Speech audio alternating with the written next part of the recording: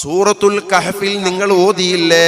നാളെ റബ്ബിന്റെ കോടതിയിലെത്തുന്ന സമയത്ത് നമ്മുടെ കിതാബുകൾ നമ്മുടെ കയ്യിൽ തരും. ആ കിതാബുകൾ വാങ്ങിയിട്ട് ഓരോരുത്തന്റെ കിതാബും വായിക്കാനുണ്ട്. ആ കിതാബ് വായിക്കുന്ന സമയത്ത് ഭാര്യയുണ്ട്, ഉമ്മയുണ്ട്, ബാപ്പയുണ്ട്, മക്കളുണ്ട്, ജ്യേഷ്ഠനുജന്മാരുണ്ട്, ഉസ്താദുണ്ട്, അനുയായികളുണ്ട്, നേതാവുണ്ട്, അമ്പിയാക്കളുണ്ട്, ഔലിയാക്കളുണ്ട്, മഹാന്മാരുണ്ട്. അവരുടെ മുന്നിൽ വെച്ചെല്ലാം നമ്മുടെ കിതാബ് കയ്യിൽ തന്നിട്ട് ആ കിതാബിനെ വന്ന് വായിക്കാൻ പറയുമ്പോ ആ കിതാബ് വായിച്ചുകൊണ്ട് ഓരോരുത്തരും പറയും, മാലി ഹാദൽ കിതാബ് ലാ യുഗാദിറു സഗീറതൻ വലാ കബീറതൻ ഇല്ലാ അഹ്സാഹാ.